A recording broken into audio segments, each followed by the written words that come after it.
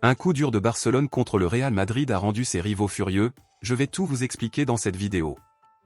Bienvenue sur la chaîne d'information de Barcelone, si vous souhaitez toujours être bien informé des principales actualités du meilleur club du monde, abonnez-vous à la chaîne pour ne rien manquer.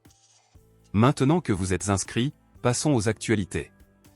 Barcelone et le Real Madrid se sont souvent battus sérieusement pour la signature de joueurs.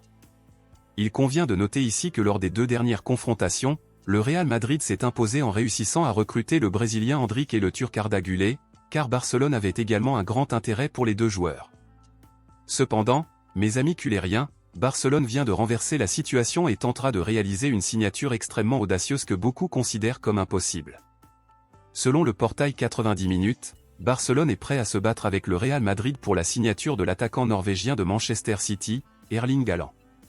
L'objectif des deux rivaux est de recruter le joueur en 2025 lorsque la clause libératoire de 175 millions d'euros du joueur sera activée. Il convient de noter ici qu'Erling Haaland a déjà déclaré qu'entre Barcelone et le Real Madrid, il choisirait Barcelone, ce qui aurait rendu les rivaux du Real Madrid très furieux.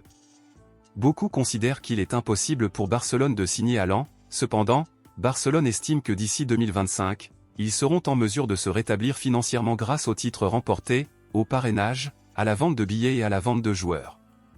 L'intention de Barcelone est d'utiliser Erling Haaland pour remplacer Robert Lewandowski qui approche de la retraite et la tendance est que ses performances diminuent encore davantage dans les années à venir.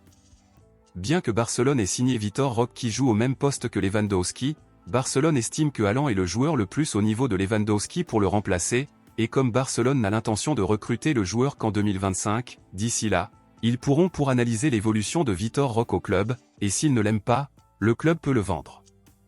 Votre commentaire est très important pour Barcelone, alors dites-le moi ici dans les commentaires.